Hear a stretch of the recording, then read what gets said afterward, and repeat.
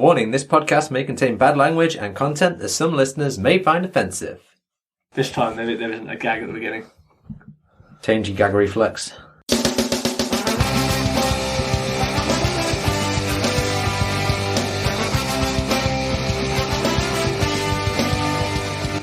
Welcome to the Seesaw Podcast with T and Cleves. Each week, offering up a below perspective on life. Welcome to episode 13, Cleves. Unlucky for some. Not for us. This will be the one that will make us. How are things anyway? Alright. Pretty solid week. I did one special thing actually where I was eating a fajita and just ate my own finger. Just bit my own finger. Was that today? No. That was a few days ago. I had fajitas again today and I was more cautious. Well. It was just a special thing. I was at work, I don't know, I was just eating a wrap for lunch and then next thing I know I was biting my own finger. Did you draw blood? Yeah. Fucking hell. That was a hard bite. Oh yeah. I'm chomping down to go hard. Wow. That is special. It is pretty special, yeah. I mean, I don't suppose you need to have a tetanus booster if it's you who bites yourself. Yeah, I don't know what I've got. Yeah, but it's already in you. So it wouldn't matter, would it? You're not going to get double rabies. How about you? How's things? Yeah, fine.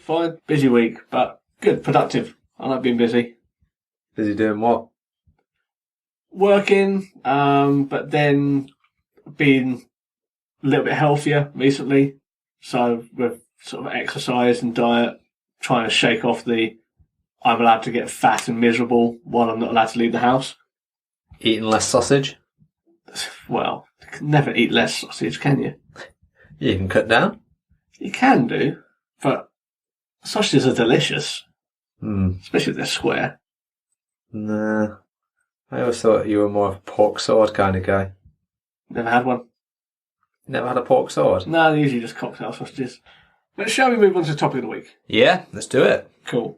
This week, I thought it would be good if we chatted about books. Nerd! So I knew it was coming as well. I don't know why. I just had that in the chamber waiting for it. we discussed this. Yep. You knew it was coming. Tell you what, though, when I was growing up, when I was at school, there was a guy from Yorkshire. He was a teacher, and he used to pronounce it books. And we used to find it hilarious and think he was a bit of a freak. And it's like, look how juvenile kids can be. It's like such a stupid thing to take the piss out of someone for. Or you say books instead of books. Yeah. It's like, just say however you want. But as your kids, like, dickhead, look, you can't even say the word right. It's like, ironic that you should take the piss out of him when you add R's to words. yeah, but if you went down south, you'd be weird for not putting them in. So, books. Books. If we talk about how we consume books. Everyone's probably heard of Audible, and I think that's the main one that we both use, isn't it? I use Audible, yeah. I never did for a long time. Then I decided to give it a go one day, and Audible is pretty okay. Is that the best you're going to give it? Yeah, there's too many parts of it that I like some of the features, but then others I'm just a bit pissed off with. What parts do you like? Do you like the book part? I like the fact that it has books. And I also like that it has a good range. But that's another one of the reasons that goes into one of the reasons why I'm not a fan of Audible. Where Audible region locks certain books and not even controversial books. An example of this, I was listening to a podcast and now and again they'll have like a book club and they'll say, okay, this is the book, and then in a month's time on the podcast we're going to go over this. So go to Audible or whatever, because they're sponsored by Audible as well. And they say, go get this book. And one of the books they had was one called, I think it's Devil in the White City. And it's all about the World's Fair, like in Chicago, like 100 odd years ago. Right, with the Sun Sphere. Well, it's the Wig Sphere. Yeah, sorry. It's sort of about the fair, but also about sort of, I think it was like a dramatisation of a guy who was he was a serial killer around the time. He had a big house and he would have people stay with him and he'd kill them, and he'd made up this house to be like an efficient way of killing people and getting rid of the bodies. I don't know if it's true, but it's just an interesting book. Try searching it on Audible. Can't find it. It's just not there. But they had Audible links for it in America because it's an American podcast. And it's like, well, why is this region locked? It's not controversial. It's like, it's a piece of fiction grounded in factual events. It was about serial killing, though. Yeah, but you can find any... Go onto Audible and the homepage is full of serial killer books. Yeah, true. I don't know why this one was different. And I'm just...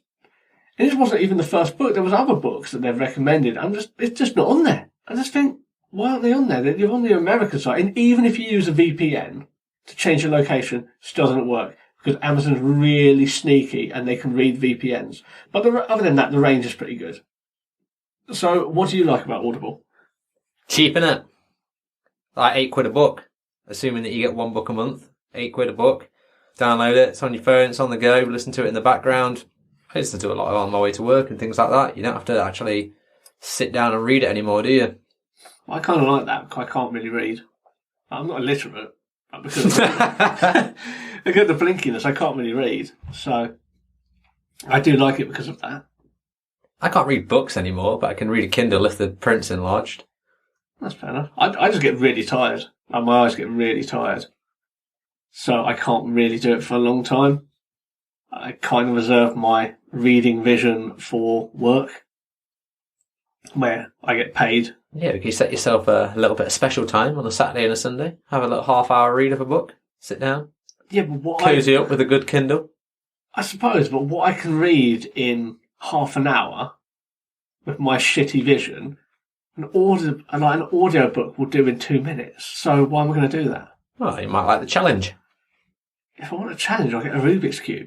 But I think it's a good-ish service. There's loads of versions of books as well. You get special guest narrators and stuff like that as well. You do, but you also get some shit narrators sometimes. I've fallen for a trap of picking a book with like the wrong narrator, and it's not being the main one, and it's just someone who's just reading the book out loud, and they're shit. Yeah, you can send it back there, can't you? Yeah, that's quite good. The returns policy is really good. And I've done that a fair few times. For stuff that I just don't like, or the narrator's a bit shocking.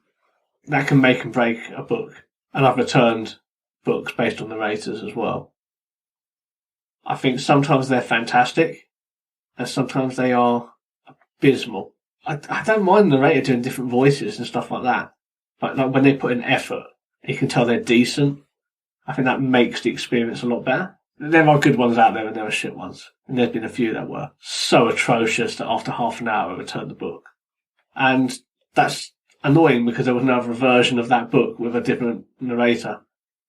So I just can't read that book now. Maybe you could...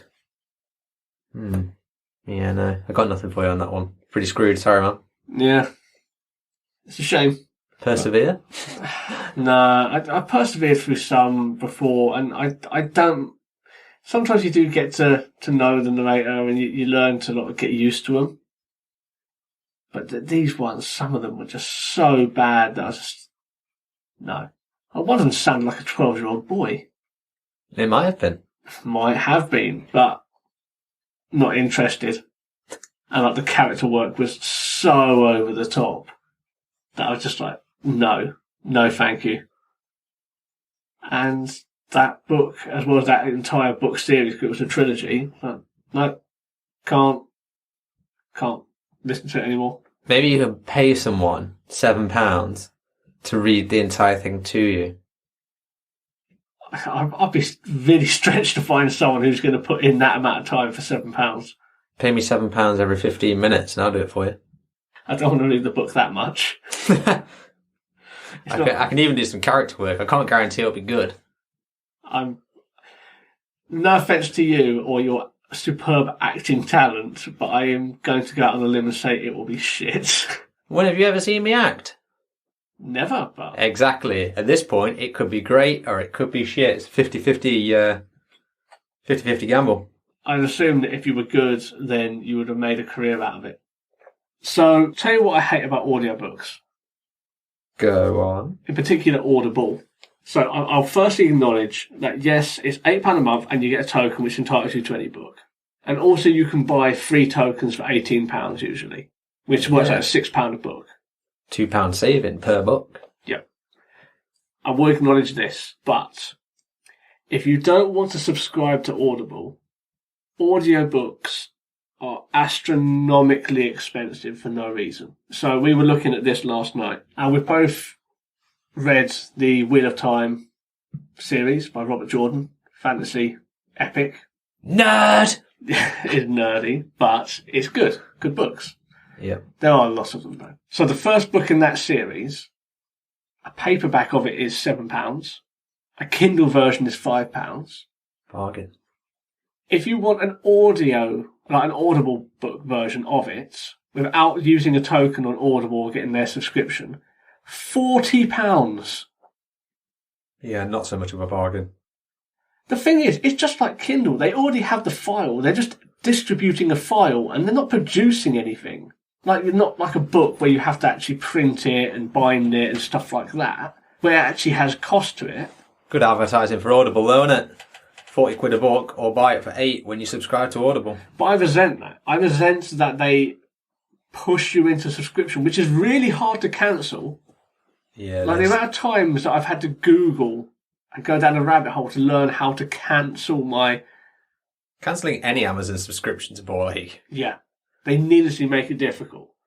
They guilt you out of it as well. Are you sure you want to get rid of all these amazing benefits? If you click yes, your life will be made worse by not having this subscription. Are you sure you want to sink into a spiral of depression without Amazon in your life? Click here. Yeah. And especially with Audible, they'll have like 4 different offers that they'll give you when you're trying to cancel. And if you cancel and take one of those offers and up, and like you're like, oh well, I'll just do that. Like I did with the first time I cancelled. They're like, oh well, I'll give you half price for the next 3 months. I thought, okay, fine. It's cheap for like tokens. I could use them. And it got me back into it. But then when I cancelled recently, because I haven't had a need for it, or nothing I wanted to read particularly, that offer wasn't available. It's like blanked out. And there's like, you can just go through the offers and they get blanked out each time. Which I suppose is fine, but some of them are terrible offers. Like one of them is like 20% off any book. It's like, what, a book that's 40 quid? That's not a good deal. Yeah. Because you've inflated the price artificially anyway. Even with 8 quid off, it's going to be way more expensive than using a credit. Yeah. I think Audible books should cost the same as Kindle books. Yeah, I think that's fair. Like you say, you're only distributing a file at the end of the day. Yeah. If the Kindle version costs £5, the audiobook should also be £5. And you know what? I'd buy a lot more books. Like, just off the cuff, because I'd go onto Amazon and just go, like, oh, click, done. Because I go, oh, I want that book. And if it's only 5 quid, I'll just buy it. Like, that's fine. Without having to mess around with tokens or wait for my token at the end of the month or buy 3 for £18. What if I don't want 3? What if I just want that one book? Yeah. What if I don't want the subscription and it's just a book that I might need for work while I'm doing like a training course and it's a £5? Well, why is it going to be like anything from like 20 to 40 quid? I think it's unacceptable. You could buy a Kindle version of it and then ask your Alexa to read it in its little robot voice. I don't have an Alexa. I suppose I could do it, but the quality is always going to be like... Oh, it's not going to be the same as having an actual narrator. No. Yeah. I suppose if it has to be done that way, that's fine. I suppose for factual books, I wouldn't mind doing that. But if it's like a novel... Oh, yeah, it's not going to immerse you in a world of fantasy. No. And I think that's the problem, isn't it? What's your other option, though?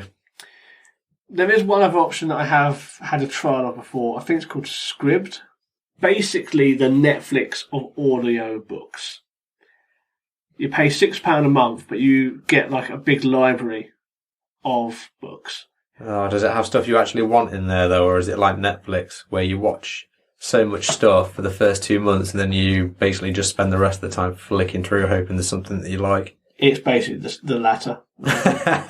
Like, you might find that there's something that you want to read on there, but a lot of the stuff on there you're not going to be interested in. My issue with Scribd isn't that the range is limited and they can take it away, like they take things off and add more things on, like Netflix, because they have limited server space. So if you're in the middle, halfway through a book, they'll take that off. You don't get to finish it. That's unfortunate. So you need to finish it before the changeover. Yeah. The issue I have is I always sort of listen to one book at a time. If you're listening to a book like a big sort of like fantasy epic, sometimes they're 30, 40 hours. And if you've got other stuff to do, like working and things like that, it might take you a month to get through that book. So you're basically just getting the Audible experience with less range.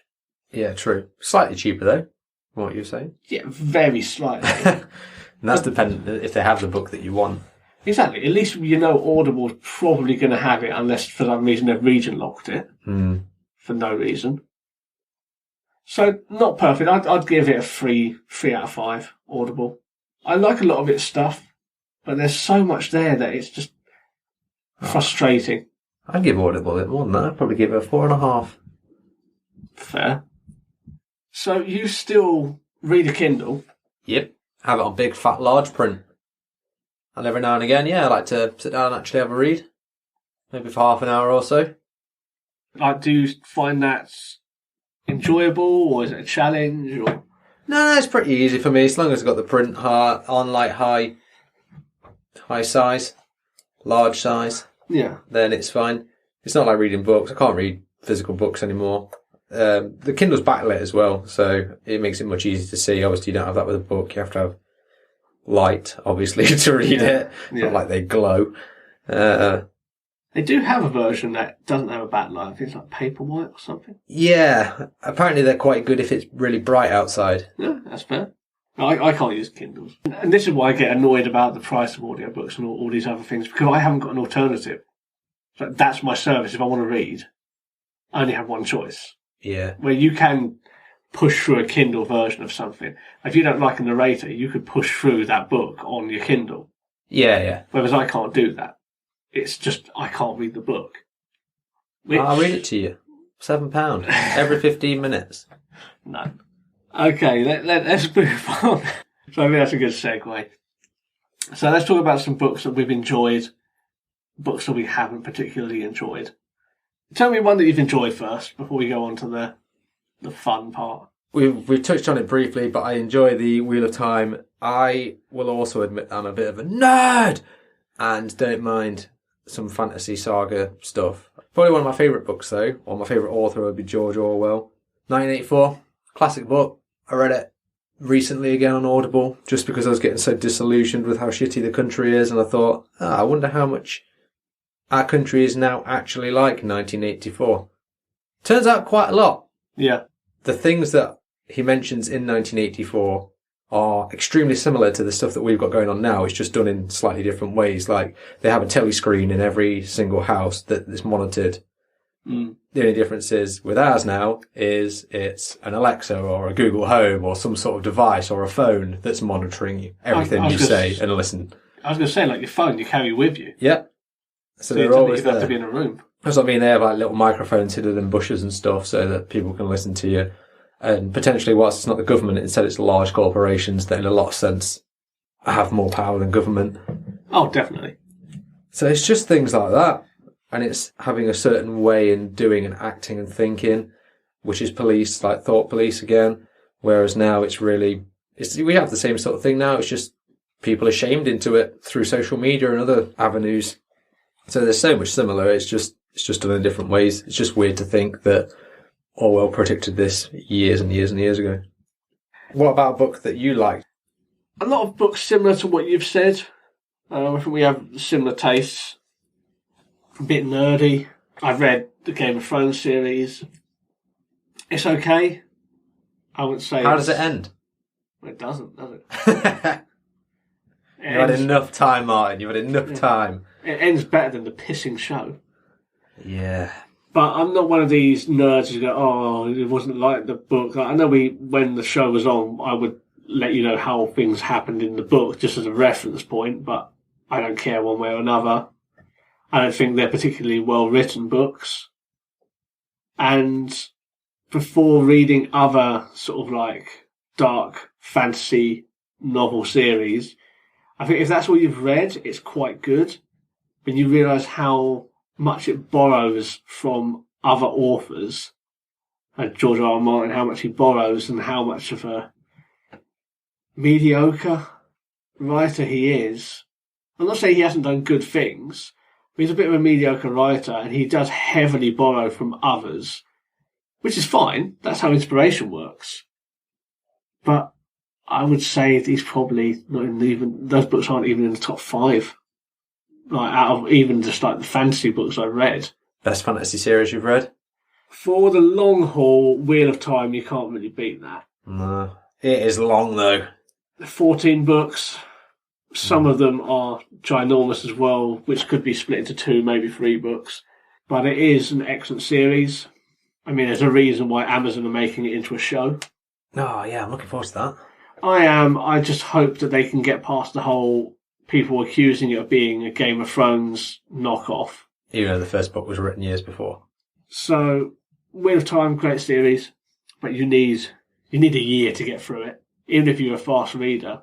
But I'd say it's worth it if you're into that sort of thing. If you like things like Game of Thrones, Lord of the Rings, you enjoy these. If you just want sort of a smaller one, I know there's a fair few of them now, but The First Law, great series. That's the second.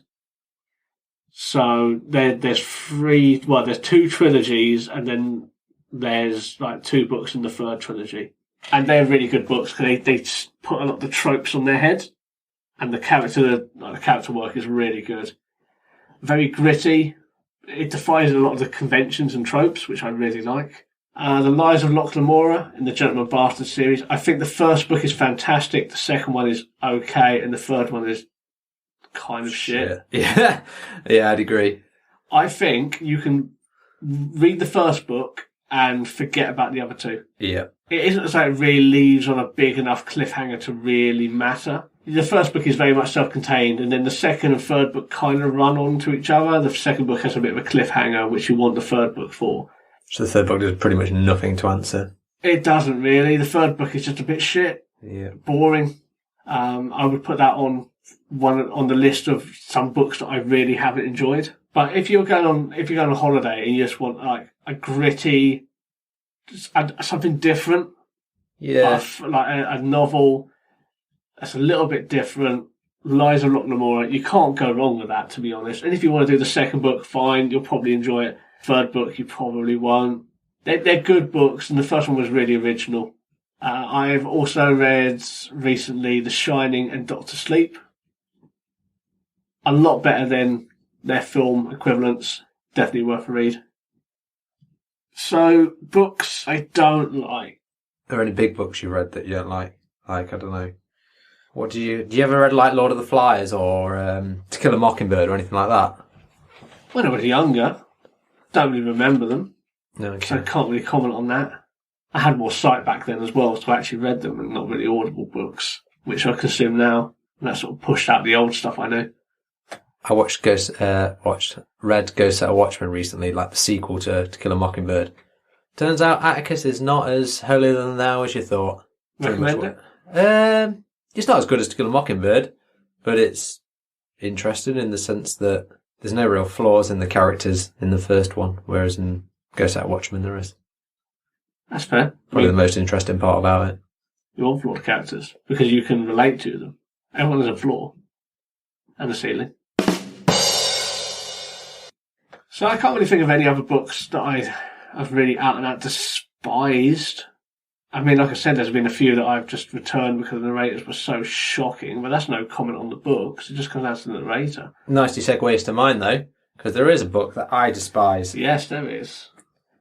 And I got it as part of it was one of those £3 deals off Audible. You know, every now and again they give you this book, buy this book, £3. And I was like, oh, it's 3 books in one. So you got Jekyll and Hyde, Bram Stoker's Dracula, and Frankenstein. Let's cover the other 2 first before we go on to that last one, which I know you want to talk about. It was like a little gothic trilogy. So Jekyll and Hyde, don't mind that actually. Man drinks a potion, becomes the worst parts of himself. That's it, pretty much. So basically an allegory for alcoholism. Bit of drug use. Yeah. But it's alright, yeah. It's relatively short as well, which I didn't mind. Then Dracula starts off great. Starts off in Romania. Guy goes to Dracula's castle in Transylvania. You know, he meets Dracula. He's like, oh, this guy's a bit weird, a bit freaky. You know, he's climbing up the walls. He's nibbling on people's necks, that sort of thing. And then the guy just goes home and he pisses about in England for about 20 frickin' years. Not physical years in the book, but it just felt like that reading it. And then it's like, oh, I'm Dracula, I'm coming to England now, blah. And then he bust out his whip. Yeah. And then the Castlevania series was born. Oh, God. Yeah. Anyway, Dracula comes over and he nibbles a few people in England. And basically the guys just piss and moan about it for 3/4 of the book. And then Dracula leaves England, and then they follow him back to Transylvania, and they kill him. Spoiler. So, like, the very first part is quite interesting, and it's boring for 3/4 of the book. And then they go to Transylvania, and it's quite a good ending. I don't think you have to say spoiler on a book that's like 100 years old. Yeah, true. If you've not seen the Dracula film at this point. Yeah, and if you say into yourself, "Oh, I was going to read that," you just spoiled it for you. No, you fucking weren't. It's been out 100 years. What are you playing at? Yeah. Also, I would recommend reading the first 4 chapters and the last 4 chapters. The bit in the middle you can pretty much skip. I could summarise that in 2 sentences, and that's they fuck around for a bit, and then Dracula goes back to Transylvania. There you go. The third book, then. Yeah, the third book, Frankenstein. It's so bad. It's so shit. Like, I can't even describe how bad that book is. Basically, the first third of it is, hi, I'm Dr. Frankenstein. I have a really boring job. Then I go to boring university. Then I become a boring doctor. And then for some reason I make a monster. Not really sure of the reasons behind that, actually. And then he pisses and moans and whines about how he's made that monster. Then the monster runs off. Then he's like, oh, I should probably go and find that monster, actually. That seems like something to do.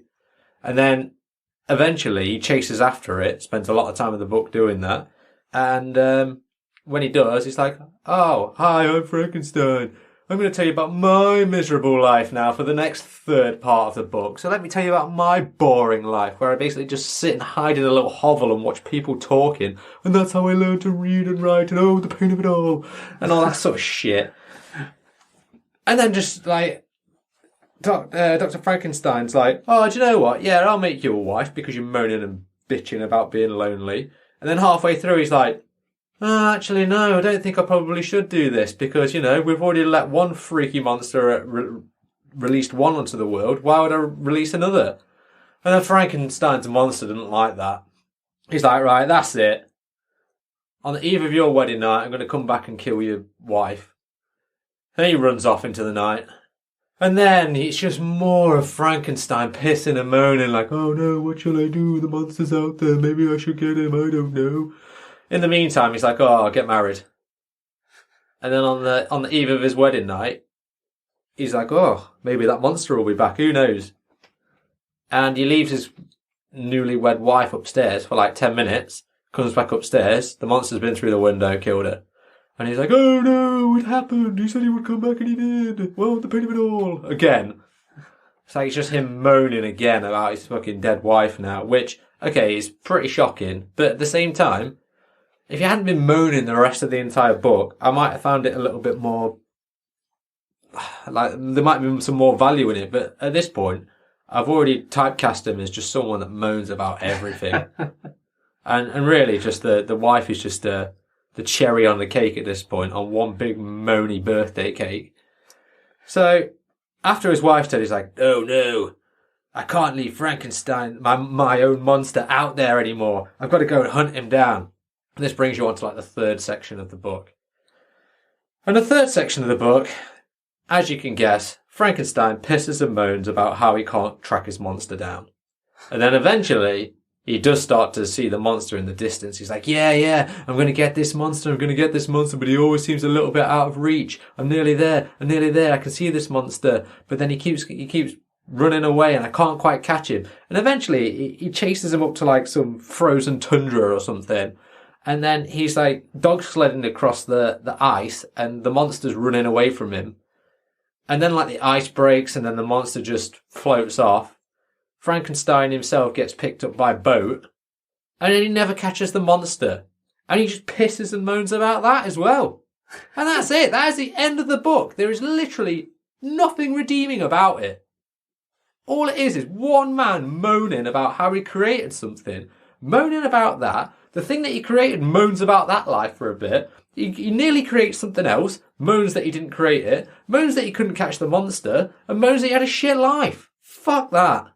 Don't ever read Frankenstein. It's so terrible. I got you the paperback version for your birthday. Yes. Currently unread. Yeah, it is. I don't think you're going to read it, are you? I might read the first page, then my anger will probably drift in and I'll be like, no thanks. I don't get why it goes down as a classic. It's not a good book in any respect. It was written by Mary Shelley, wasn't it? I don't give a fuck who it was written by. So I think it was touted because it was like a female author and doing a genre that wasn't normally like tapped into. So I think it got a lot of notoriety for that. But I think a lot of the time when you praise something for the author being sort of new and like breaking down the glass ceiling and all that sort of thing and defying conventions, I think it's easy to sometimes forget that what they do doesn't necessarily mean it's good just because of what they've done has defied what society said shouldn't be defied. Yeah. So I think that might be the case of it's touted as a classic more for what it did and who it came from, as opposed to the fact that it, opposed to it being a actual good book. Like the other two in that trilogy sort of stand up, they hold up. But that one, it just doesn't go anywhere either. It just rambles on for so long. Watch the movie. Ugh. There's lots of them. No thanks. The book has put me off all Frankenstein-based things for life. One day you're going to have a client at work and it's going to be called Frank N. Stein. R.L. Stein was bad enough. Oh, wasn't that movie awful? With Jack Black playing R.L. Stein. It's terrible. It was just so boring and generic and shit. I know it wasn't for us. Like, I know we're not the demographic for it, but I don't know. I don't like talking down to kids. And like some of the voice work was awful. I think that was a problem with Frankenstein as well. The narrator wasn't particularly great. They had a bit of a boring voice to go with it. Well, it's classic Sleepy Night books. I wish it was, but like I found it angered me so much that it kept me awake. Like, where is this fucker going? Like, come on. He's got to catch this little bastard at some point. He never does. That's what fucked me off the most. That's why you need the sequel. The thing is, right, Frankenstein was such a little mopey cockbag as well. It wouldn't surprise me if he just went and committed suicide right in front of Frankenstein just to be like, ha ha, you never caught me, I'm going to kill myself. Oh, actually, shit, does he do that at the end of the book? It's been a long time since I've read it. I don't know. Either way. I haven't read it. I'm not using one of my credits on that. Don't. You get 3 books in one. And I didn't use a credit. I paid £3. So at least it only cost me £1. But what it cost me in hours of life, that can never be repaid. Well, I hope you look forward to getting the hardback copy for your birthday this year. I'm looking for whomping rats. And on that, shall we end? Let's end. So this episode was not brought to you by Audible, because they're not sponsoring us yet. Or by Mary Shelley. Or by Mary Shelley. And Mary Shelley's dead, so that's not going to happen. And if Audible actually listened to this, I think I've pretty much written off any future sponsorship that we could have from them. Unless, Audible, you want to come back to me and justify why my gripes are there. They'll probably just give you an extra offer. I probably would take it. That's where they get you, innit? Bastards. Yeah, there's some books coming up that I will want. I just want to save some money in the meantime. For this week, let's leave it there. Yeah. Next week? Next week, we'll go with a surprise again. Ah. Oh, I didn't do my clue for where I work. Oh, you get that next week as well. Doesn't have to be every week. You established that like a couple of weeks back. So. Yeah. So you get a clue next week as well. So what are we going to offer as a prize?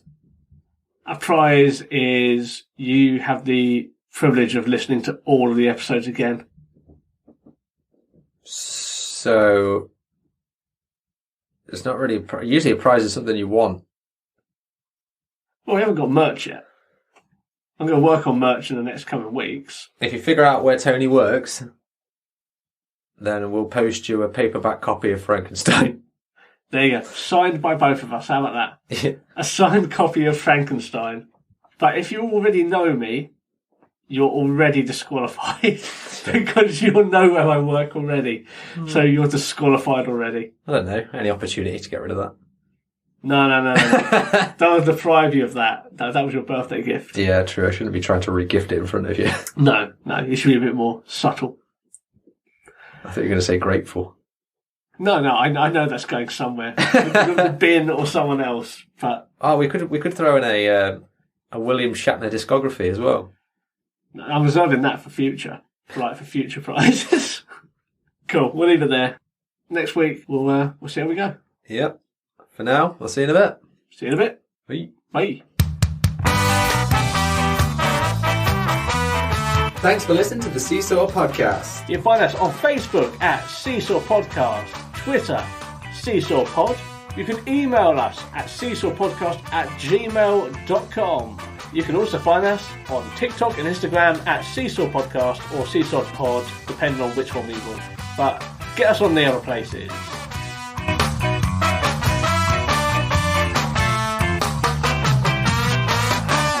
This podcast was recorded in front of a blind audience.